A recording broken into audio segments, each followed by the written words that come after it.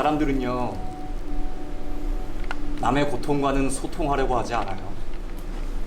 소통이 안 된다. 구체적으로 어떤 고통에 대해서 말씀하시는 거예요?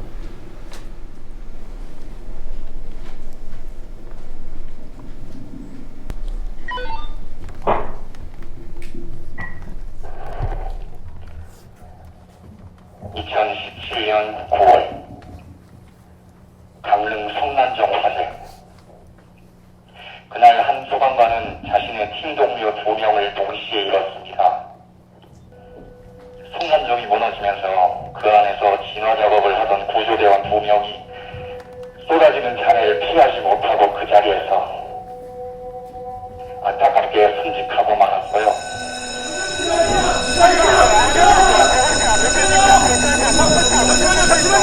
잠시만요, 죄송합니다. 잠시만요.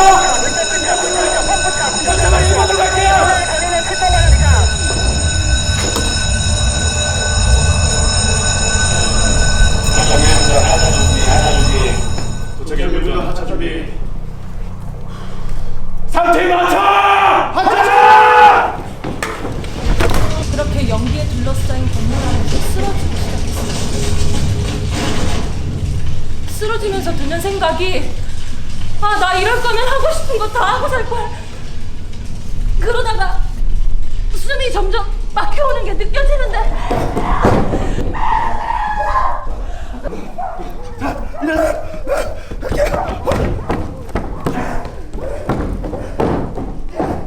아, 저 그럼 이거. 아니에요.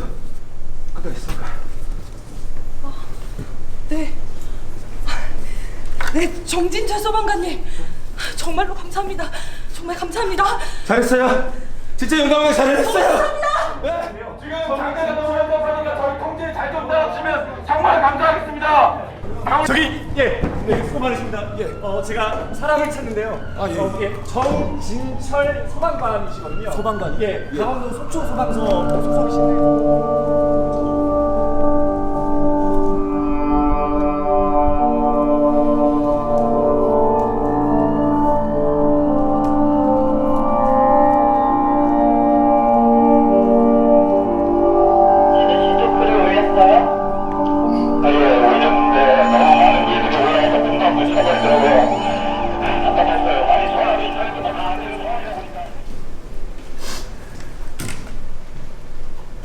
이렇게 바람 부는 날에는 불보다 바람에 날아오는 물건을 쏟고 그렇습니다.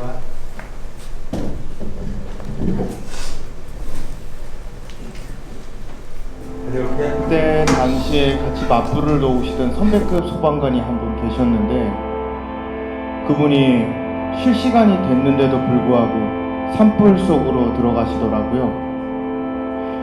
근데 그 모습이 마치 불에 홀린 것 마냥, 연기에 홀린 것 마냥 그 잔불 속으로, 연기 속으로 들어가는데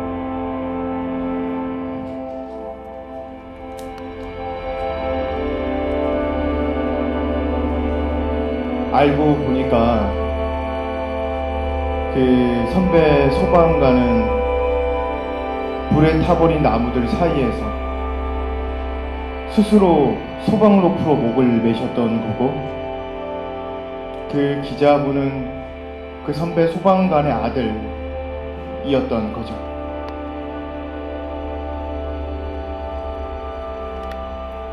아빤 다시 태어나면 뭐 하고 싶어?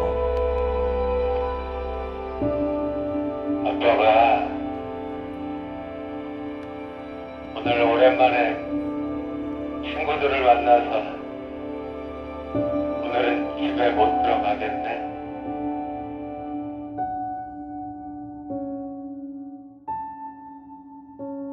불꽃, 그 황백색 그렇게 그런 공간 속에서 제가 그 열을 느끼면서, 뜨거운 열을 느끼면서 바라보고 있는 그런 꿈들을 자주 꿨었고,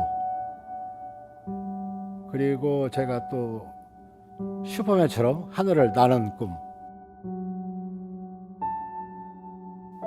보통 시민들은 우리를 영웅으로 생각하잖아요. 근데 소방관도 일반 영웅이 전에 사람입니다. 나는 더 높이 날려고 그랬는데 날아지지 않고 안간힘을 쓰다가 잠이 깨곤 했었죠.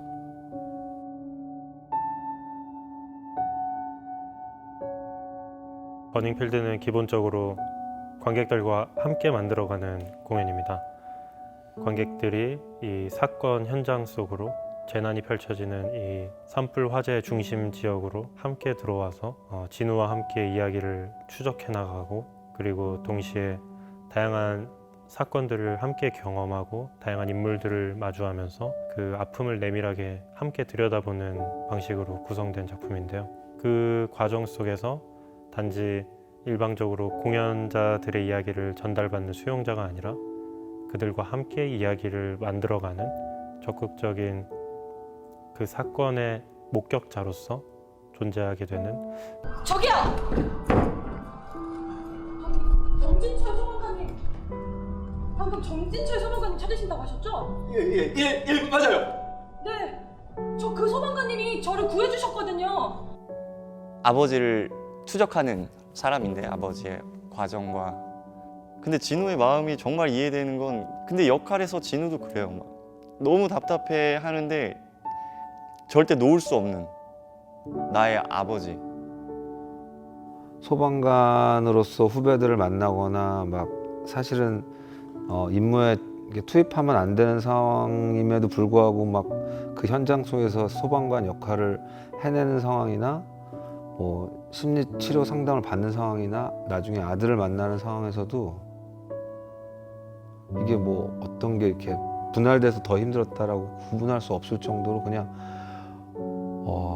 모든 순간이 다 절벽 끝에 있는 순간 같았거든요. 그래서 실제로 대본을 쓰면서도 아버지가 소방관이신데도 불구하고 못 물어봤어요.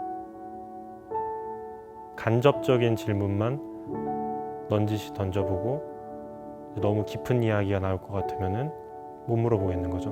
그래서 그 묘한 공기, 더 이상 물어봤다가는 너무나 깊은 상처를 건드릴 것 같다라는 그 어떤 직감 때문에 때로는 막 깊은 이야기를 캐내려고 하기보다 이제 그분들이 주저하시는 부분에서 인터뷰를 많이 멈췄어요. 그리고 그 눈빛을 기억하고 그 호흡을 기억해서 최대한 대본을 써보려고 했던 것 같습니다.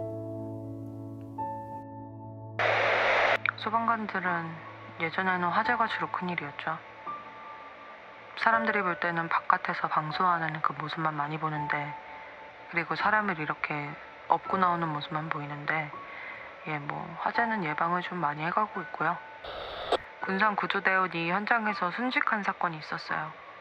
물탱크에 인부가 들어가서 이제 못 나오니까 그 인부 구하러 들어갔다가 질소가스에 질식해서 이 구조대원도 사망을 했는데, 그때 당시에도 구조대원들이 원래 4명, 그러니까 최소한 4명이 있어야 돼요. 근데 인원이 이게 착출돼가고 교육가고 이래버리니까 신참 구조대원들끼리 출동을 한 거죠. 그게 이거는 분명히 우리가 편하자고 인원이 더 많아야 된다는 게 아니라 최소한의 인원이 필요한 건데, 근데 그 기준대로 저희가 운영된 적이 한 번도 없었어요. 지금도요.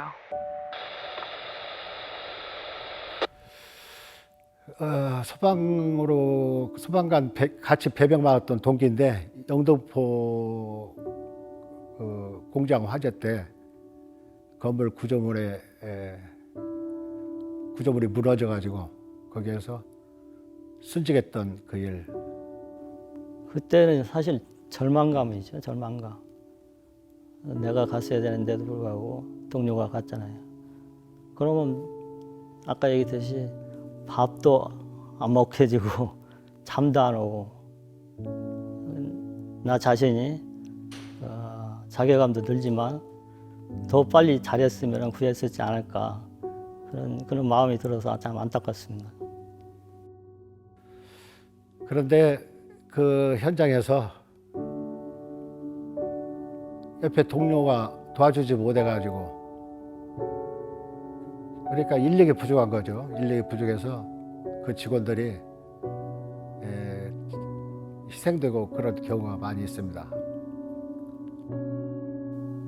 처음부터 끝까지 아마 정진철에게 가장 크게 눌려있어 마음에 눌렸던 그 바위덩이 같은 짐은 죄책감이었던 것 같아요. 내가 대신 내가 조금이라도 더 확인했다면, 내가 대신 출동했다면, 아니면 뭐 나라도 같이 출동했다면, 2명이 아니라 3명이서 출동했다면, 그러니까 그 죄책감이 굉장한 엄청난 말로 표현할 수 없는 스트레스인 것 같아요. 사실은 이제 제가 맡은 역할은 그 죄책감 때문에 정말 선택하지 말아야 될 길을 선택할 수밖에 없는 정도의 죄책감을 가진 역할이었지만, 실제 지금 이 소방관 직업을 갖고 계신 우리 그 분들은 그 죄책감에서 제가 감히 어떻게 얘기해서 위로할 수 없겠지만 좀 더 나아가서 더 좋은 방향으로 나아가셨으면 좋겠다는 생각 들어요. 버닝필드 같은 경우에는 이 이머시브 시어터라는 것이 타인의 내면을 깊이 들여다보기 위해서는 관객들도 거리감을 느끼고, 어떨 때는 자신 스스로 그들에게 조금 더 다가가서 이야기를 듣고 싶어지게끔 하고 싶었고요. 또 어떤 때는 몇 발 더 물러서서 그 사건의 전체를 바라볼 수 있도록 구성을 해보고 싶었던 마음도 있었고요. 그리고 관객들이 어느 정도는, 물론 제약은 있겠지만 어느 정도의 자율성을 가지고 그 사건을 직접 진우와 함께 추적해 나가기를 바랬던 것 같아요.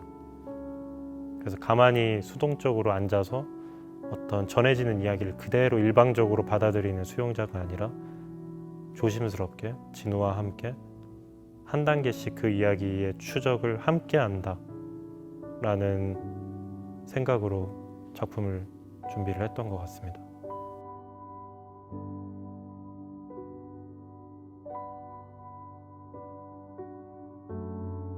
관객과 정말 옆에서 바로, 그러니까 리액션이 바로 오는, 옆에서 정말 바로 옆에서 바로 오는 것들이 어떻게 보면 되게 어려울 수도 있겠다고 생각을 했는데, 막상 무대에 올라갔을 때 그러한 리액션들이 오히려 더 좋았던 것 같아요. 바로 앞에 있으니까 이렇게 물러설 수 없는 어떤 그런 딱 그런 위치에 놓이게 되더라고요. 그래서 오히려 그게 반작용으로 더 집중하게 됐고, 어떤 순간에는 늘 저희가 객석에 앉아서 보는 것에 익숙해서 그렇지 그런 상황 자체가 훨씬 더 연극적이다라는 생각이 들었어요. 굉장히 탈연극적인 어떤 컨셉을 시도하는데 사실은 그게 더 연극적이구나라는 생각? 그 무전기는 이제 채널이 여러 개가 있잖아요. 그러면은 그 채널을 통해서 다양한 이야기들이 공중에 말 그대로 그냥 떠다니는 건데, 근데 그것들은 섬세하게 주파수를 맞추지 않으면은 전달되지 못하고 사라지는, 보이지 않는 물질 같은 거잖아요. 그래서 소방관 분들의 이야기가 우리 주변에 사실 굉장히 많이 떠돌아다니긴 하지만 우리가 굳이 주파수를 맞춰서 귀 기울여 들으려고 하지 않았던 건 아닐까 하는 생각도 들고, 동시에 우리가 그 주파수를 맞추려고만 한다면은 동시에 너무나 많은 이야기들이 떠다니는 건 아닐까라는 생각이 들더라고요. 그래서 많은 소방관분들이 동시에 이야기를 진행하게 해서 관객분들께서는 한 번에 한 이야기들만 들으실 수 있도록 여러 이야기들 중에 이 공연을 보실 때는 기존의 공연을 관람하시던 것과 조금 다르게 여러분들 귀 속으로 매우 가깝게 저희가 접근을 하거든요. 무전기를 통해서 다양한 인물들의 심리적 고백을 조금 더 내밀한 방식으로 전해 듣게 되다 보니까 그런 면에서 관심을 더 두시면은 조금 더 흥미로운 공연이 되지 않을까 싶고요. 아빠는 다시 태어나면 뭐 하고 싶어?